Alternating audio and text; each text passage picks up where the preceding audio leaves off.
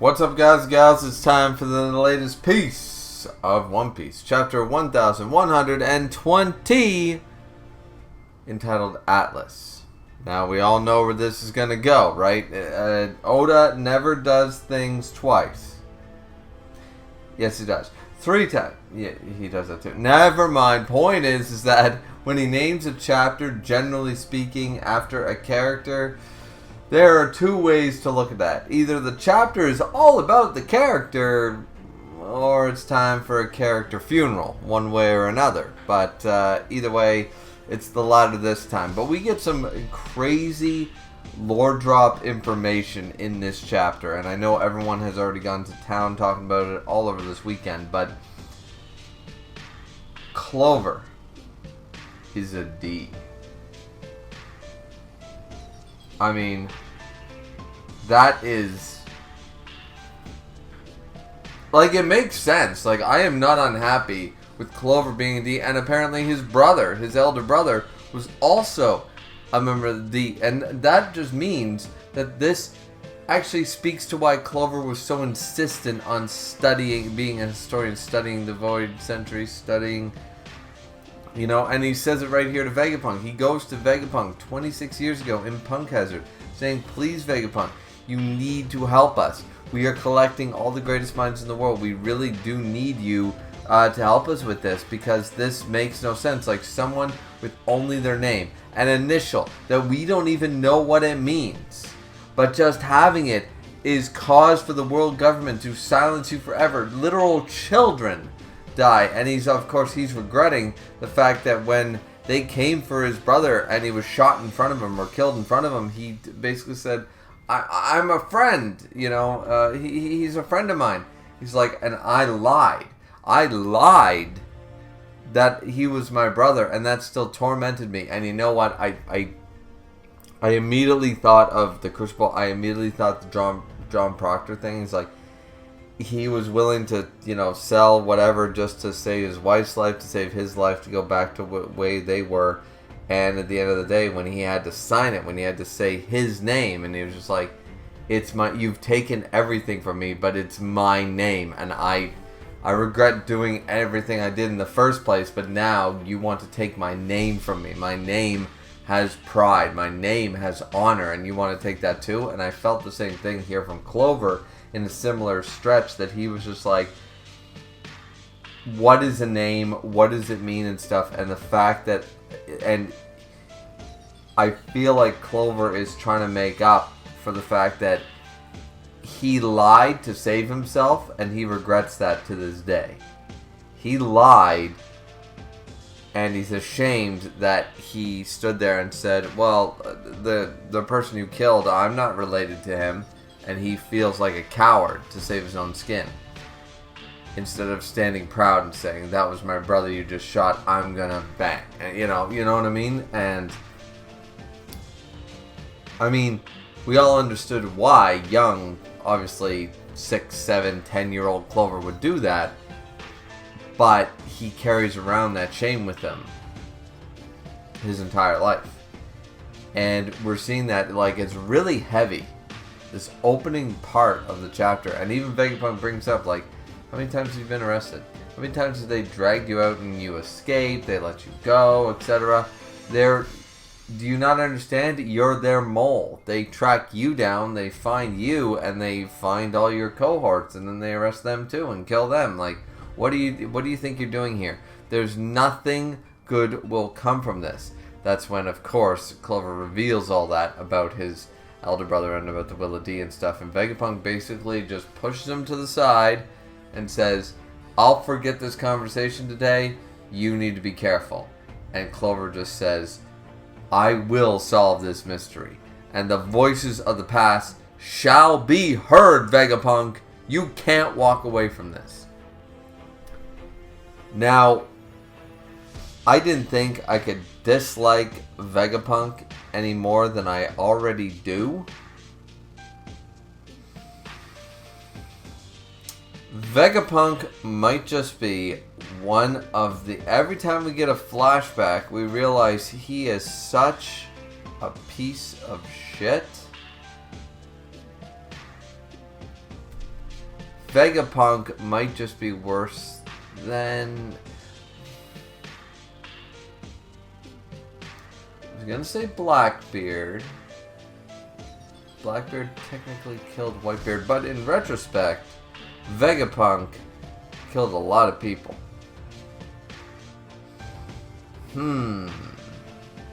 It's hard. I think Vegapunk is there in the top 5 worst people that... I'm sort of glad he's dead. He deserved death at this point. Because every time he tried to do something, he was all... The thing is, Vegapunk was selfish. He's written to not be selfish. He cries and he weeps and he wonders. But 26 years ago, what did he learn? Nothing. For all his genius, he was a simpleton. He was an idiot. And he let decades worth of people suffer again and again and again. Vegapunk is a horrible person, and I'm so glad he's... Yeah, Vegapunk's one of the worst people in the One Piece verse. At least Akainu has a reason to kill Ace and Luffy. Vegapunk is literally condemning people to death out of not my problem today, and I want to make science. Like, oh my god, Vegapunk, you are such a horrible human being. And then 22 years ago, we see they were still at Punk Hazard, and they're talking about, you know, the fact that the Buster Call just happened, and this happened, and it's like, and Caesar's laughing his ass off about it. I think we see Judge in the background or something. And Vegapunk is there, just thinking about it, looking at a poor child with a 79 billion berry bounty. You know, 79 million berry bounty there.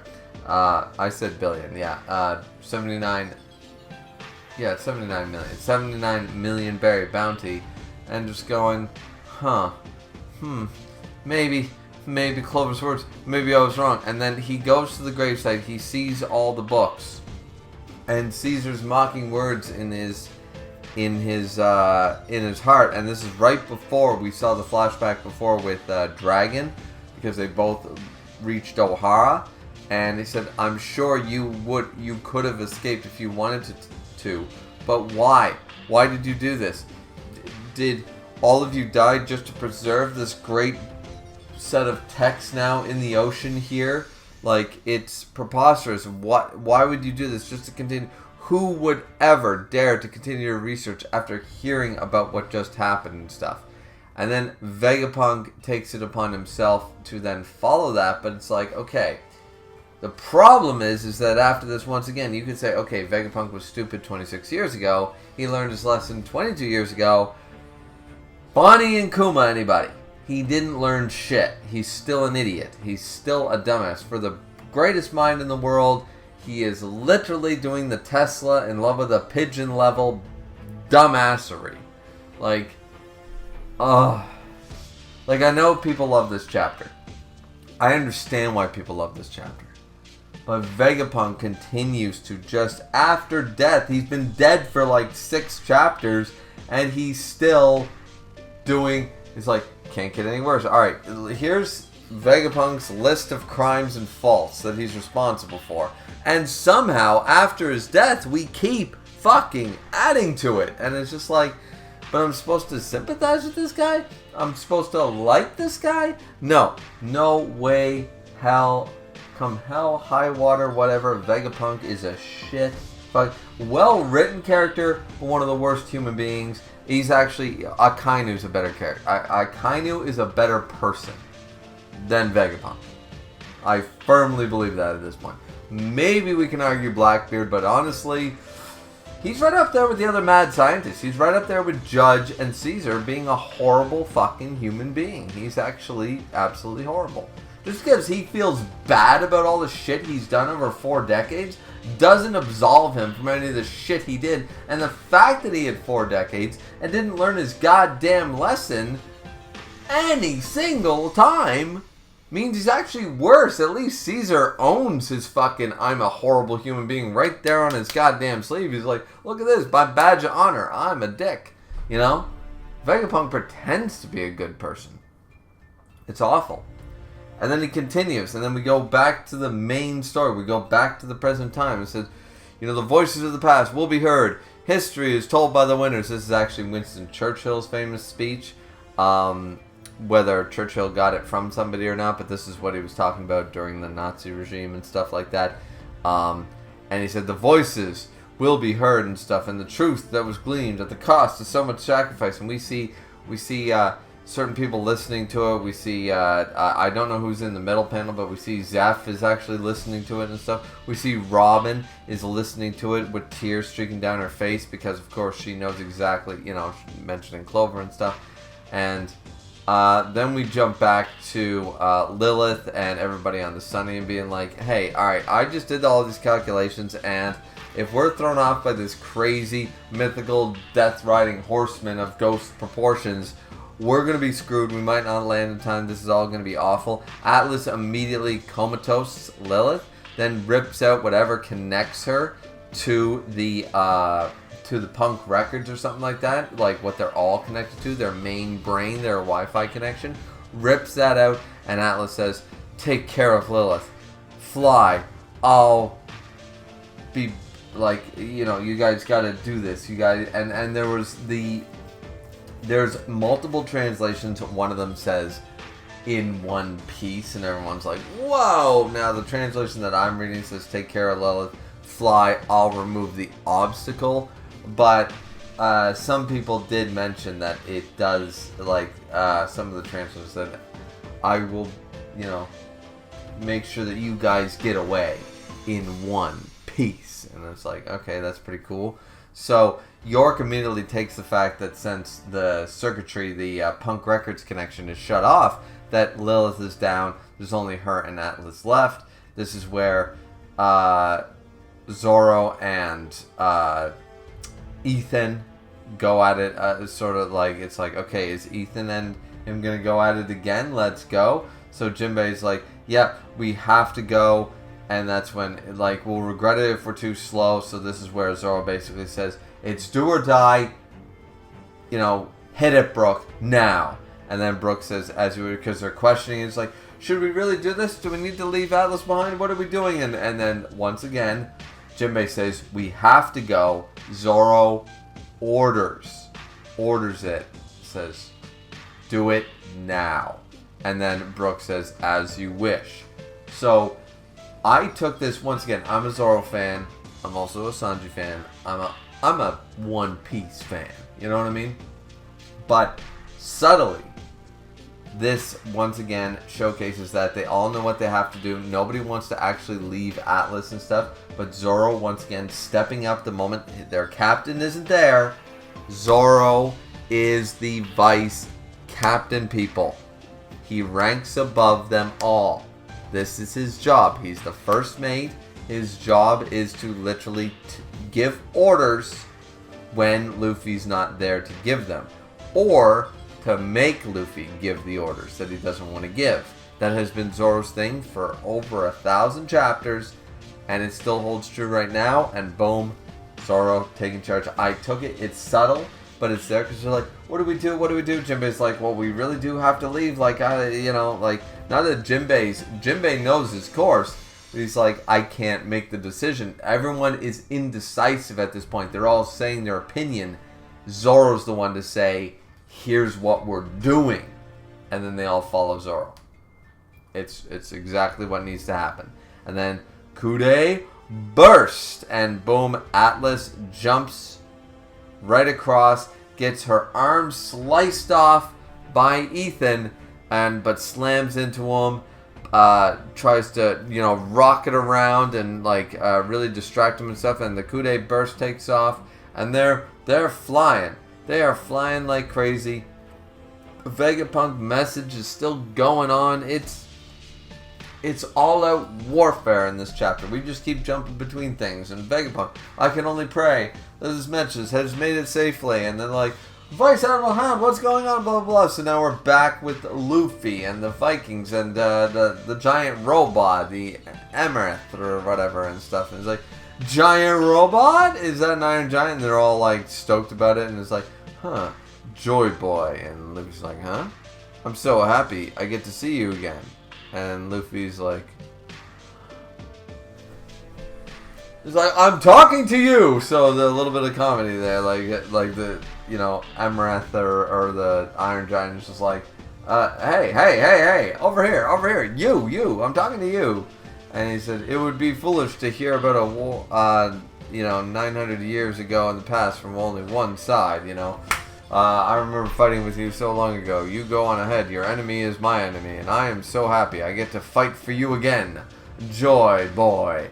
And this is where, you know, Luffy's like, an Iron Giant? A giant robot that can talk? This is awesome, man!